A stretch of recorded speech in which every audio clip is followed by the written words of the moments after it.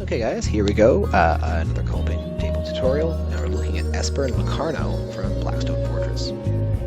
Okay guys, so Locarno is prime black, and we're going to hit him with an all-over coat of scale 75 violet.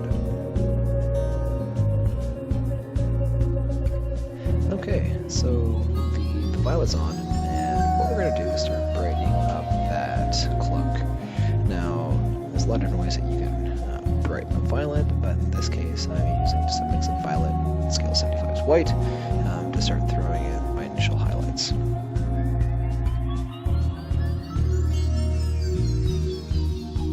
Okay, and once that's dry, we're going to be even more selective along the ridges of the cloak with scale 75 violet and even more white added into it. So we're trying to take our time and really make that really bright edge along all the cloak pieces here.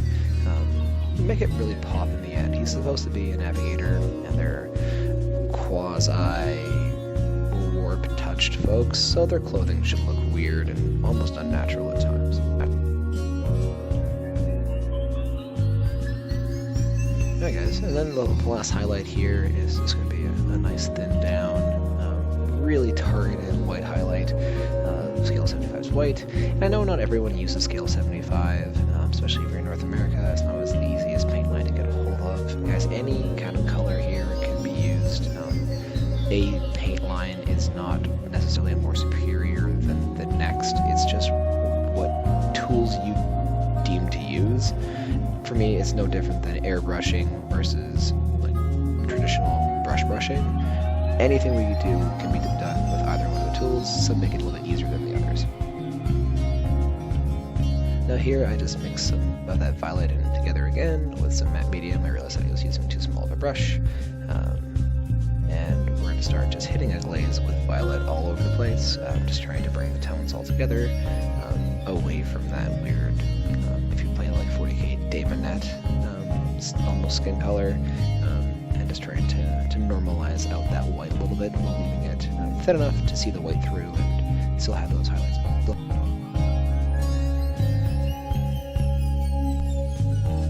Alright, now here we're going to start painting in some of the shadows. So I'm using two brushes here. You can think of it almost like two brush blending.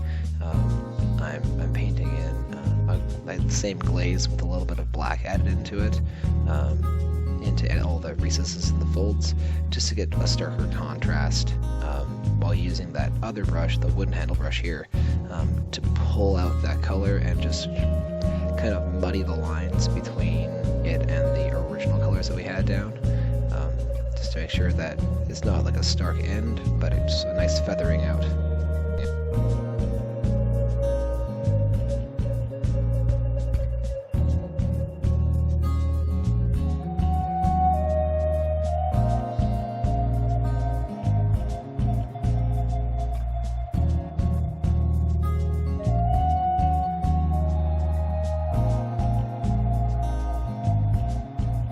Now, between the shadows and the next clip, just a point to say now, you're going to see some color changes.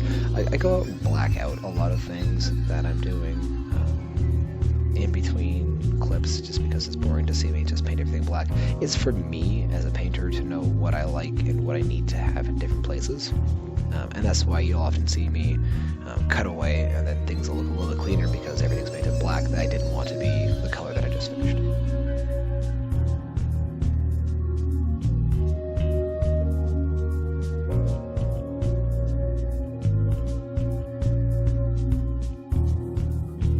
Alright, now onto his robes. We're going to start slapping down scale 75 fuchsia, take a couple coats here, because it is a rather thin color, to make sure it's nice and solid. Now with the fuchsia dry, we're going to go in with fuchsia and white mixed together, top down on the robes. Now you're not going to see that, unfortunately, the color get layered on here, because I'm a fool and take the mini out of the paint. Usually happens when I'm trying to do finer pieces. I'm just trying to get it closer to my face. That's unfortunately where the camera's set up. But you can see here that it's just starting to come in and create a main color now, using that fuchsia as a shade and fuchsia as white as now the base coat of the color. I think here I learned my mistake. He's still going to be at the bottom of the screen, but I'm just going to keep him on the pane. We're we're going to go in with scale 75 white. Here you can see that kind of top-down method I was talking about, just like on his knee and the bottom of the robes, go off the pane, come back in, and I'm just trying to bring him all the way up to bright white to really make those robes pop. Okay, so you can see where the white was layered down. Now we're going to be putting on a fairly selective shadow of Carroburg Crimson by Games Workshop. Again, not letting it sit on top of any of the places that we want it to be white, but letting it just go into the cracks and recesses of the robes. Alright, we're just going to base the inside of the robes with Games Workshop's Incubi Darkness.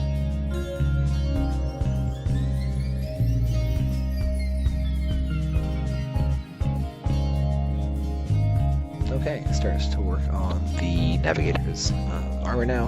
I think this is the point that I finally realized that the model's been off the picture for so long, but we're going to use Scale 75's Tourmaline Alchemy, and it's a very coral-colored metallic.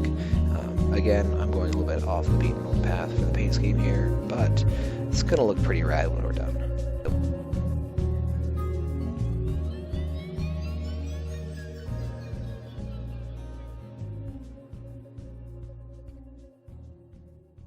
Alright, and there's a bunch of other bits and bobs that are metallic. I was wrong. This is where I actually moved the camera down lower in this clip.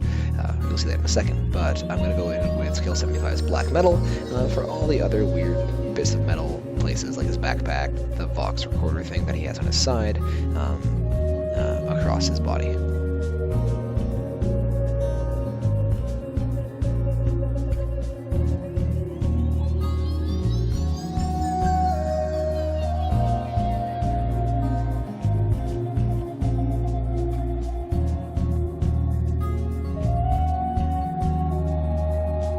Alright, and this is where things are going to get a little bit crazier, because we're going to mix together Tourmaline Alchemy and Citrine Alchemy.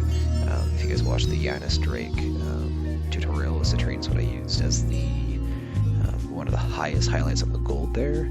So what we're doing is just brightening up that coral color with, I wouldn't call it a white metallic, but almost like a very pale yellow metallic as a first highlight.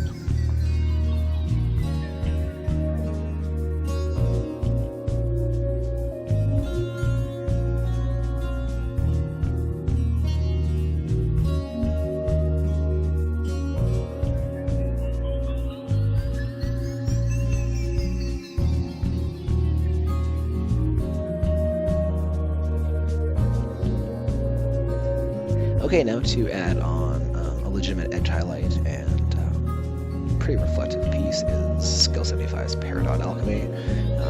It's another one of those weird yellowish colors. Reminds me a lot of platinum for whatever reason, although I know that's not what color platinum is, but like in my RPG experience, whenever I would think about platinum armor, that's what it would be like. But anyways, we're highlighting all the different pieces with that here.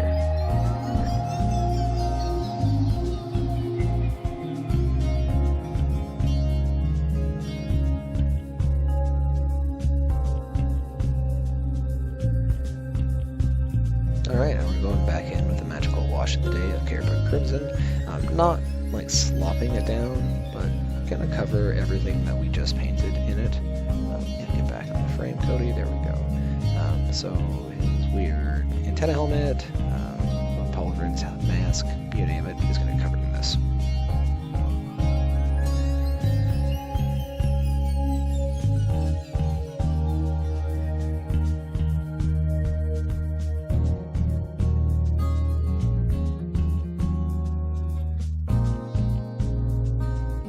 I wanted to play with a new different color scheme or different idea for parchment, so I'm going to go in with the Scale 75 Sahara Yellow.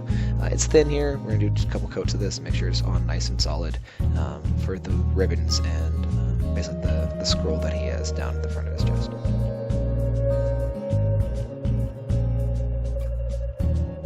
So it's pretty neat to see a product evolve as you're painting through it. So I realized that like the weird grill on the front of his cowl there should have been in black metal, and I'm going through and hitting a couple other things in black metal here. And I knew I wanted to do something with the trim on his armor, but I didn't know what. I was thinking gold would have been too close, so why not go inverted and have a silver trim? So right now, on all those raised filigreed edges, I'm hitting it with black metal as our base here.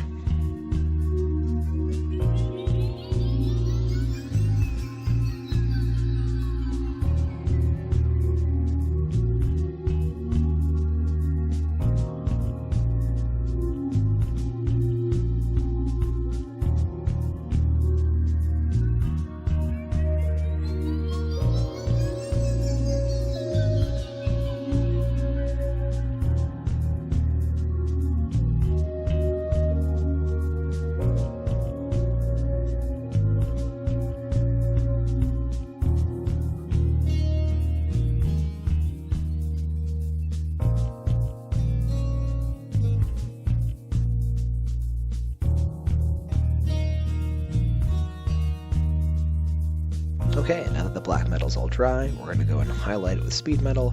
If you guys didn't catch the drift on Scale 75's metallics, silver metallics specifically, they're all named after metal genres, so you have black, thrash, heavy, and speed. It's fantastic. The downside to moving the camera a little bit closer so you can see the miniatures is sometimes you get the top of my head, but all we're doing here is going through and highlighting the goggles, the navigator's eye, the edges of the armor, etc. to a very gaudy, bright silver to make it really pop against the red that we have in the deepest shades for the plates of his armor.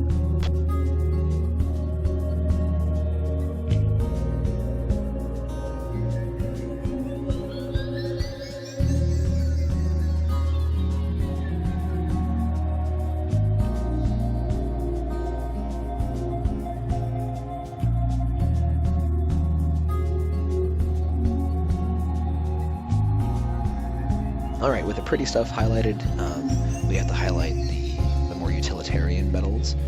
So we're going to take that black metal and mix in a little bit of heavy metal, which is like the equivalent of like a gun metal, and then silver is essentially what it is, and start highlighting all the boring pieces of him, I guess.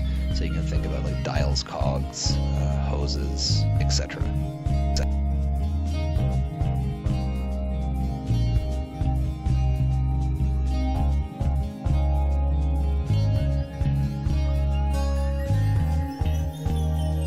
Okay, now here we're going back to the ribbons.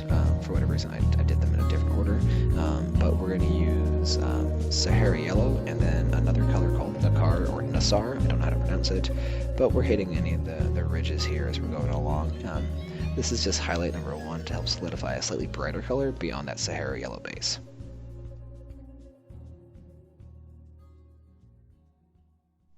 Okay, now here we're going to go back into that 2-brush feathering. I'm just using straight Nacar or Nacar, hitting the higher ridges here, being very specific on where I want that paint to be, and then I'm actually licking off some of the paint with my tongue, and then pushing around and just feathering out the highlight into that other Sahara yellow and Nacar mix that we did.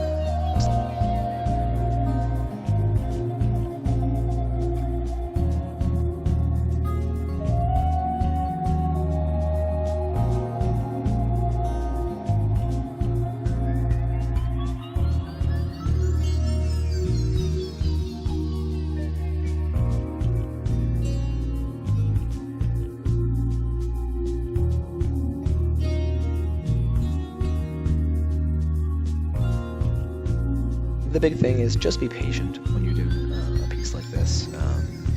There's enough ridges and some really cool textures that we can work with that are sculpted into the model that you don't have to worry about making yourself.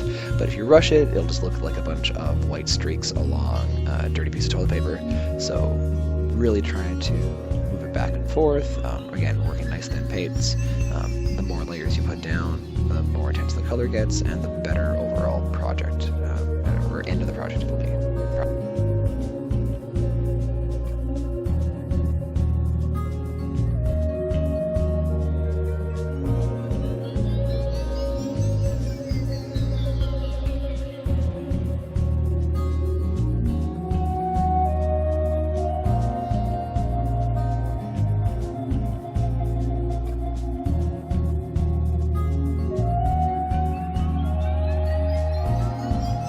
Now that the front ribbon's done, or the front parchment's done, we're we're going to grab some black and a very fine tip brush, and we're going to start cleaning some things up.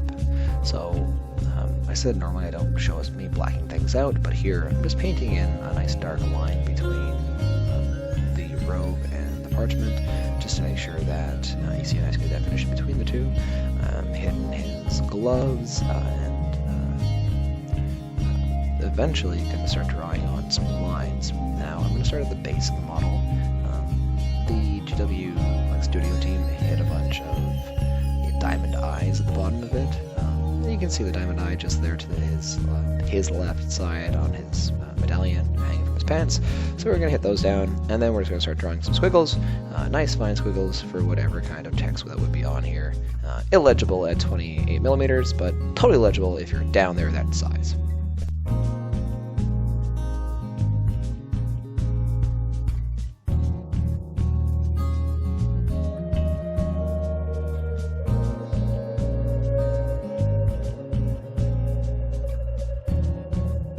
Time for another gold experiment. Now in this case, we're going to base the Aquila and anything else that we need to be gold now across the model in Necro Gold, which is a really dark, not quite the same as that Viking gold, not that rich gold that we saw before, but it feels almost like a burnished gold. It's been sitting around for too long.